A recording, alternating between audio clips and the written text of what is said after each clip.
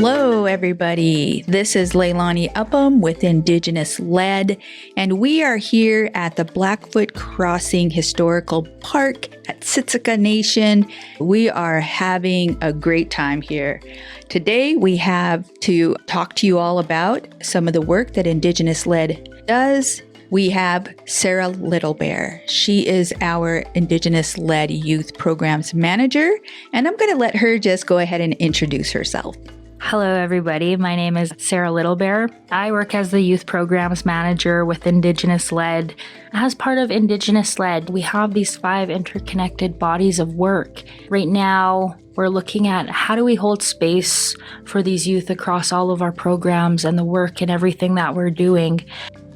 This is where I come into play, looking at opportunities where we can hold that space with our youth camp. This is Indigenous-led's first time working with youth in this capacity. Our youth program's overarching goal is to design and launch a pilot project centered in deepening the ecological and cultural knowledge of Native youth, empowering their voices, inspiring renewed relationship to the more than human world, and increasing fluency in our Indigenous ways of knowing. For this first year, we've created a pilot project centered in these themed seasonal camps. Each of them follows our interconnected bodies of work in one way or another. We're laying out the foundation for 4 camps for our first year. Right now, what we're doing is we're hosting a camp for each season. This is actually our first youth camp that we're hosting that is centered in diplomacy and policy. Can you talk to us about the role that you're in right now, how long you've been in it, and what draws you to do this work as a youth programs manager with Indigenous Led?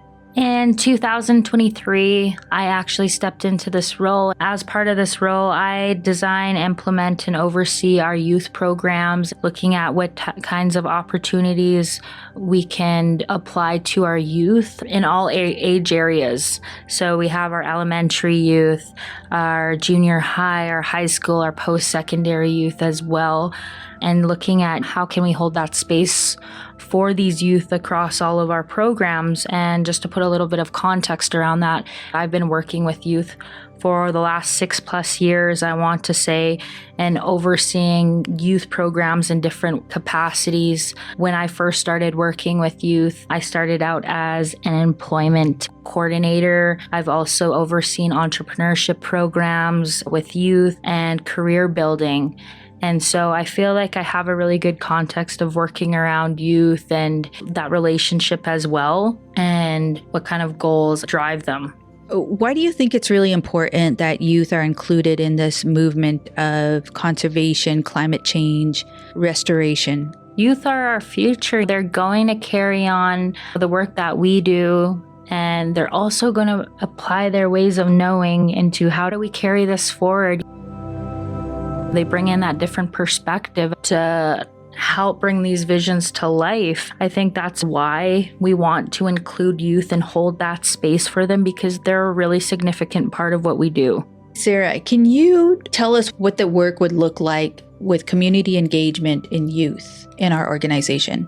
I've talked about our 5 interconnected bodies of work, and youth and community are a very significant part of that. So seeing through this work, it's going to take a lot of generations. Without our young people and our community support, there's not going to be anybody to carry that work forward, and no way to ensure the durability of that impact. So we offer our programs centered in culture, science, and art to our youth, and we support them in finding their voices and sharing the beauty that's in their hearts. We're very thankful for their wisdom and imagination across everything that we do and who we are at Indigenous Led. So this first conference is surrounded with the theme policy and diplomacy. What do you hope that the youth will take away from this first conference? My ultimate goal is to empower these youth voices in action through this experience that not only promotes our culture, but that environmental consciousness and the concept of making treaties with our human and non-human relatives. And when I talk about non-human relatives, that includes our animals, our land, our sources of life. And when these youth walk away from our camp and they're done completing that, I hope to empower them through their leadership skills, their communication skills, because they're the ones that are going to be carrying this work forward. What I hope for them to think about is what it would look like to develop these youth programmings that build, empower youth movement across Indian country. I'm excited to see the youth really engaging. I can't wait to hear from them in their voices. Thank you.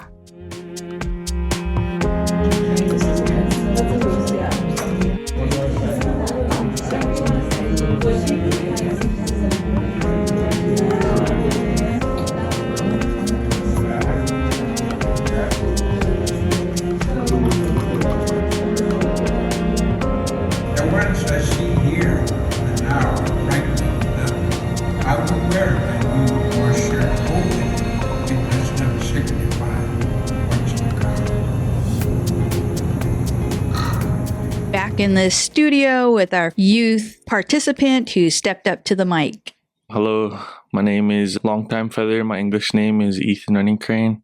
I'm Skapi Pikani, and I am a buffalo field technician, and I work for Indigenous Led. Ethan, can you talk to us about how you got started in conservation and why you got started in this kind of work? It all started when I was younger, just growing up on the Blackfoot Reservation, being a hunter, being out riding horses. You connect with the land and you be a part of it. It's part of you. And then also being a part of my ceremonies, learning from my elders and understanding that this land is alive, it's breathing.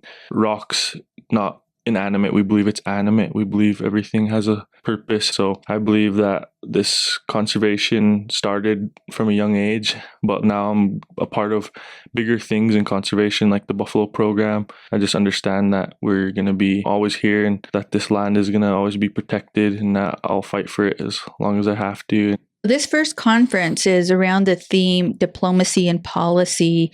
And so far, we're going into the second day. What have you taken away from the talks and what you've heard as a youth in conservation? I'd say what I took away from it is just that it starts with our people and people's ideas to get it going. So like Sarah and everybody here that's coming together with Indigenous Led and bringing all these other influences in here, like from the Navajo Nation, those two elders, the Blackfeet elders, and just learning from them and knowing that it's not just us, it's everybody. It's our whole planet. We all got to come together to fight all these things like climate change, gas and oil people coming in, destroying our land. I hope more people are going to be able to hear what we're listening to and the things that we're learning. Why do you think it's really important for the youth to be included in these conversations and planning in our conservation work? Because they're the future. It's everyone that's coming through. All these young people, they're going to be the ones that are going to be sitting in those shoes of these elders and these people that are planning these things. They're going to be looking at it from who knows how many years from now saying, oh yeah, I learned from this person. It's just transfer of knowledge. That's what our ways are really about, is transfer of knowledge and bringing in elders to teach you that. And then you always have eyes on you. So like the youth watch. People don't realize that, but the youth always have their eyes on you. They really pay attention. That's what I take away from stuff too. I always know I have eyes on me. So when I have kids, I want to make sure they understand what we're talking about, what's going to be important and where they come from. I really like that you mentioned that, because that was a discussion amongst some of the older folks. We know younger people are listening, even though it doesn't seem like it at times. Mm-hmm. We have to really go back and look at our own selves as young people, right? Sure, we looked like we were disinterested, but you're right. I remember as a teenager really watching some of those older people that I really looked up to. Yeah. I might not have looked like I wasn't interested in what they were doing or saying, or just how they behaved, how they carried themselves. And one person that really stands out that you know as well is Chief Earl Oldperson. I was raised around that family, and him and my grandparents were really influential in how they carried themselves. Yeah. And so you really listen to those elders that are really kind and in tune. They really want to help the youth. So I'm really glad that you mentioned that, because Yeah. people really need to understand that and not diss youth when they think they're not really listening. Mhm. Maybe talk a little bit about your goals in this work, the skills that you have, the background. You're a hunter, you get out there, you're a horseman. What are some of the things that you can bring forward in this work? I always go back to my way of life because I have so much respect for it. Learning from my elders, I really want to continue to learn and absorb, be a sponge to all this stuff and learning as much as I can so I could apply it to a certain job. Maybe one day I'll work as a TIPO officer. That's one of my goals, to continue my education. Also, maybe working more in depth with the Buffalo program as well. Christina, she's awesome. I was talking with her a lot and she has a lot of opportunities too and guiding me in a way too. That's some of my plans in the future, learning my way of life through my elders. That will push me to be more motivated and learning and seeing the importances of land and the animals and everything, and then it applies itself to work. But the youth that are coming up too, it's just getting out there and learning what you want to do. So I'd say just go for it. Don't be afraid to talk to elders. Don't be afraid to get that knowledge, and that's where it starts, because you're never going to learn anything if you just don't get out there and do it. Last night I was driving back to Strathmore and I was on the radio station and I clicked 88.1, I think it was, and it was like Cree Chatter Hour with Fawnwood, some Crees, and I was listening to it and she was talking about their language and she was like, yeah, all you young people, I really encourage you guys to just go out there, and if you guys are wanting to speak language, learn a word, learn these things, go up and talk to these elders, go introduce yourself, be polite. They're willing to give you that knowledge. And so I was just thinking about that too just now, realizing that we have a lot of people that are knowledgeable in this work. So I'd say go directly to the source. If you have a place you want to be a part of, for example, for me, Tipo, I go right to John Murray because he's the director, so he knows all about it. Oh, that's great. So one of the things that Sarah, she's doing such a great job here at this youth conference, putting all these conferences together. She's got really a heart for the youth to be involved, to be engaged in their communities as well. But one of the things that she was thinking about is, what would it look like to develop a youth program that builds and empowers a youth conservation movement across Indian country?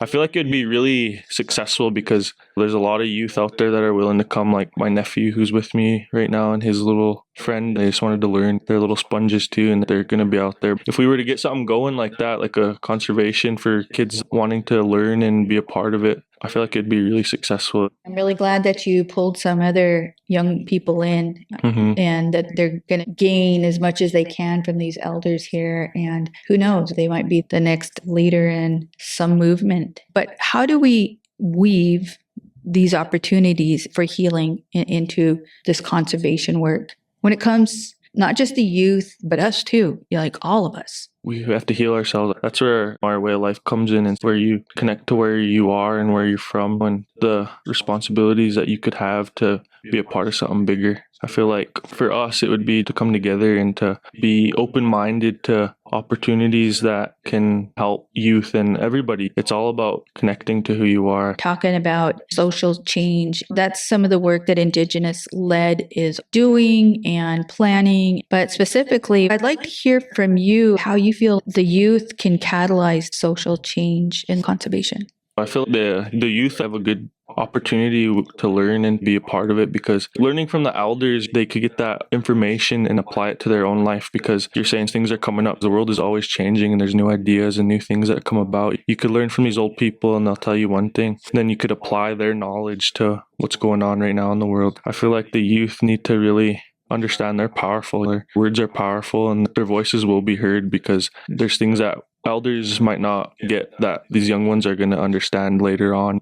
Don't you think maybe some of the avenues that we're thinking about using encourage you folks to get on your phones, on social media, do your own stories, your own reels, TikTok, Snapchat, whatever it is that it takes?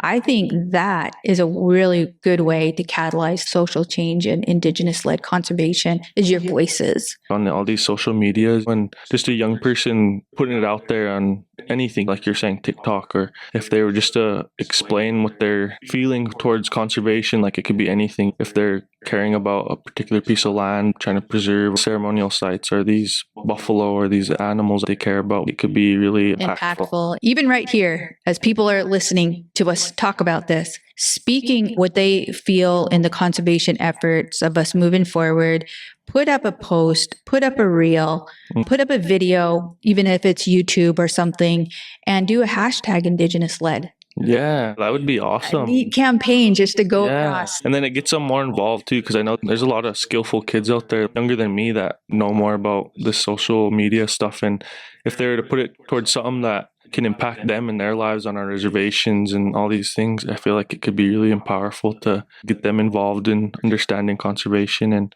what the future is for Indigenous led. So that'd be pretty cool. That would be. I think we should just throw out a campaign right now and have whoever's listening put it out there, tag us Indigenous led on Instagram, on Facebook, and let's just get this started. Let's see how it goes. And hashtag Ethan Running Crane. Yeah, it's been really great visiting with you, Ethan. Is there anything else you would like to add to this conversation? Just try hard. We're resilient people. We're strong. Continue to be strong, resilient, and don't be afraid of getting out there and doing what you need to do to get the job done, and also create opportunities for yourself and for our people.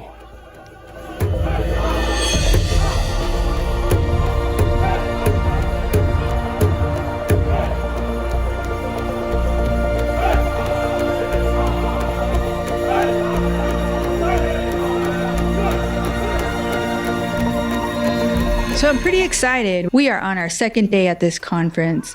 We got another youth participant coming into the studio. First of all, why don't you introduce yourself to the listeners? My name's Chase Daichi from Lethbridge, Alberta, where I attend CCH and play volleyball and basketball. So there's been some exciting things happening. We're almost completing the second day.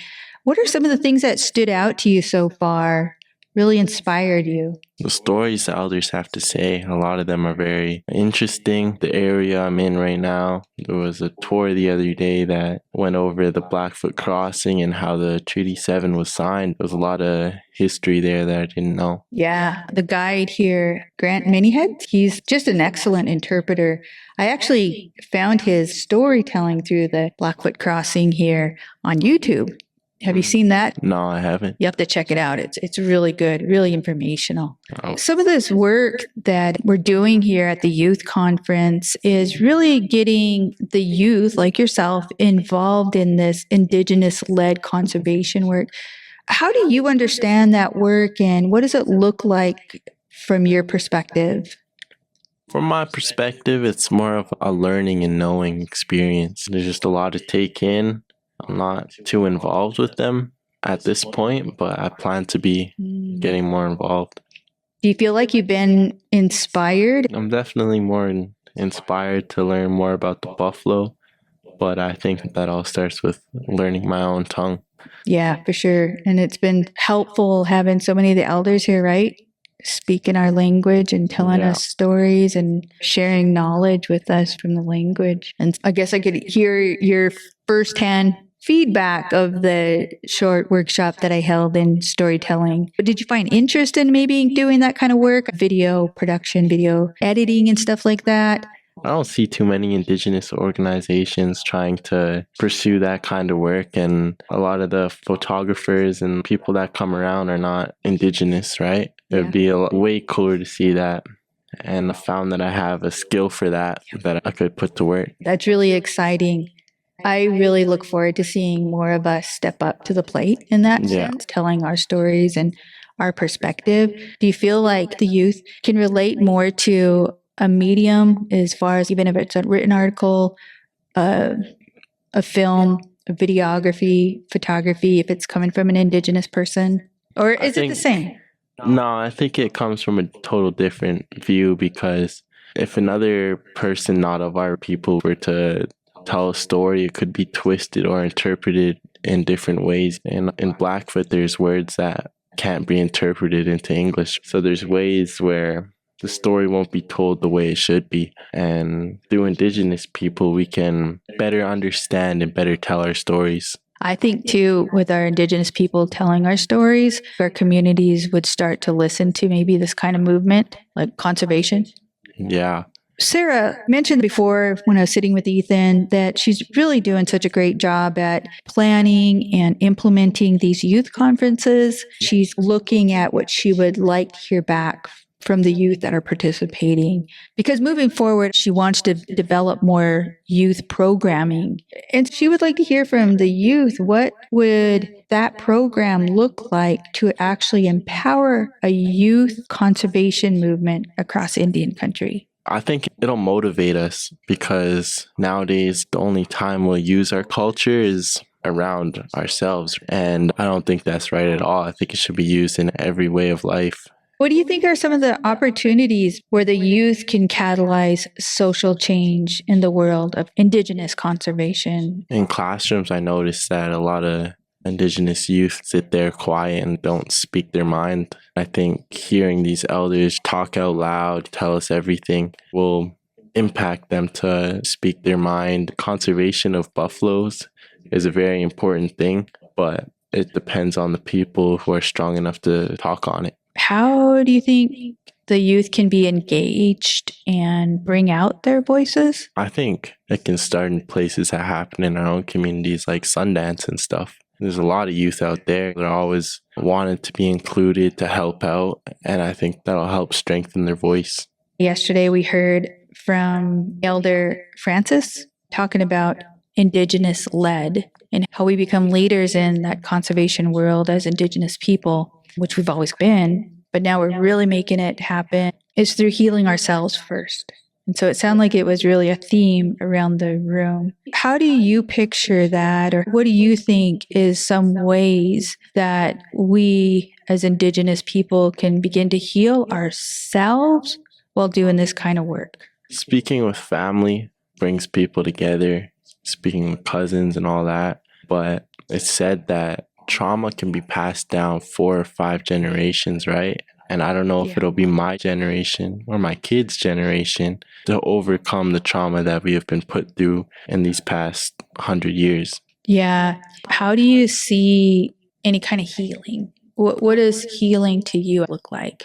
I think we've been placed on this res. We were stuck on the res. We couldn't go anywhere. And now that the chances are opening up for us to get off the res and be part of different companies, we can start embedding our roots there to become stronger and not limited by what the government left us with. So Indigenous led, there's 3 pillars: protect, heal, and celebrate.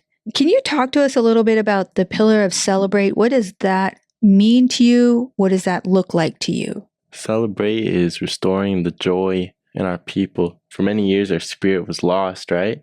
And in my lifetime, I've seen a lot of joy in our people, but I've also seen the sadness. This past summer, I went to NAG for U16, and I seen Indigenous peoples from all over North America go, and everyone was smiling, everyone was happy, everyone was celebrating. When we came together for ceremonies or meetings like here at the Blackfoot Crossing, we were very strong. This has been a great conversation. I really thank you and appreciate your time being here. Is there anything else that you would like to add for our listeners? I think we need, as humans, not be so greedy and use just what we need, not what we want, because the earth is feeling it now. It's doing some crazy stuff right now, right? And if we use the land how it's supposed to be used, then we can restore Mother Earth, because right now it's hurting.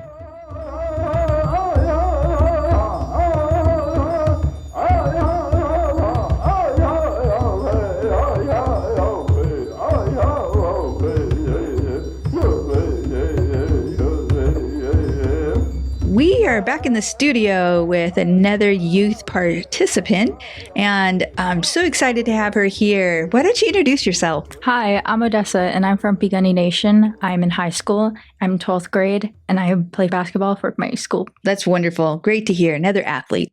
How did you get looped into the Indigenous-led youth conference?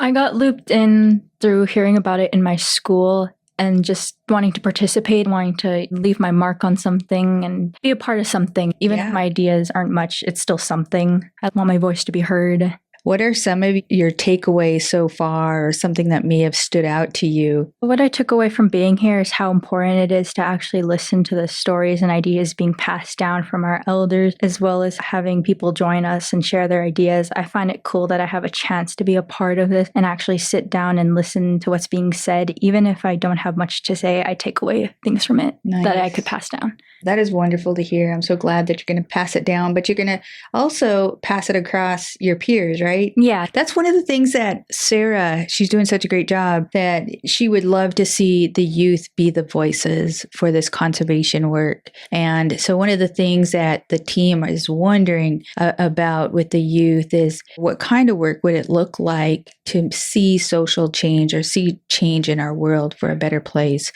in conservation? I think participation is the biggest thing, is just actually being here and listening. You don't have to say much, you don't have to do much, but just listening and taking in whatever you can take in. I feel the same even as an older person, just hearing the knowledge, things that really make you feel within yourself change, like your heart change. What would you say as a young person on how to be effective with the youth to get them moving in Indigenous conservation?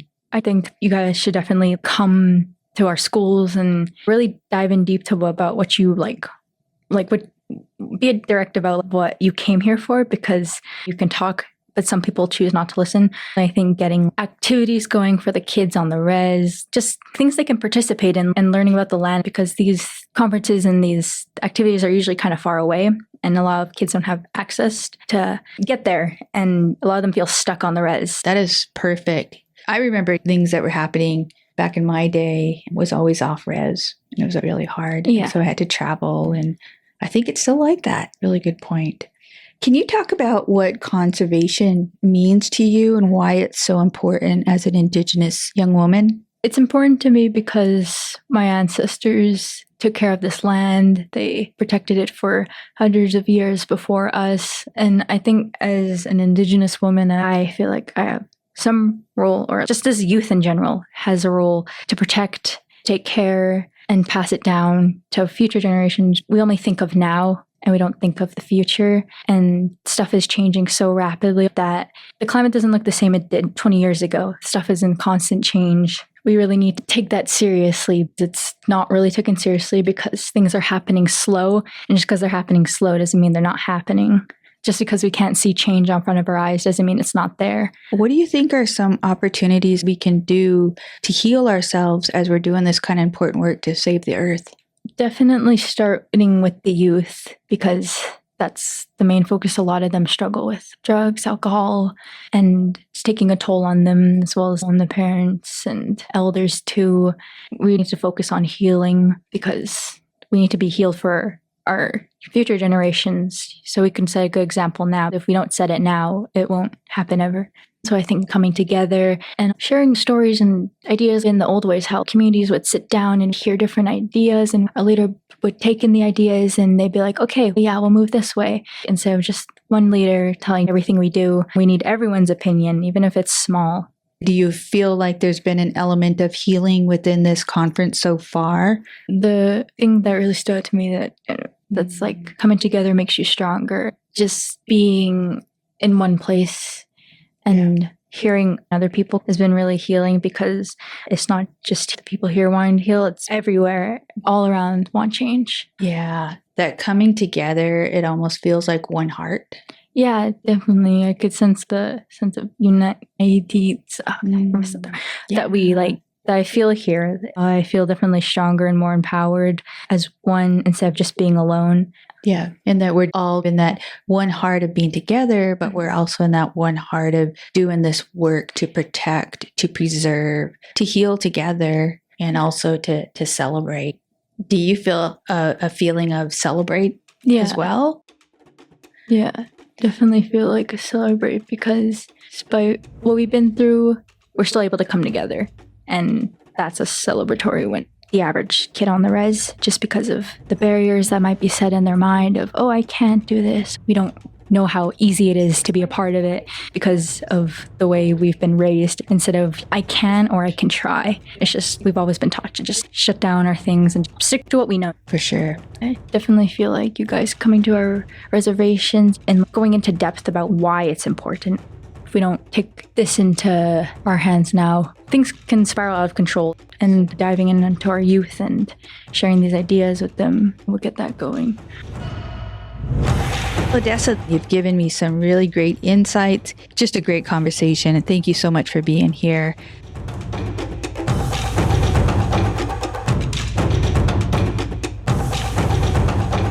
We'd like to thank you for tuning in to the Indigenous-led podcast, produced by Leilani Upham with Iron Shield Creative and co-producer Josh Adler with Ecologica.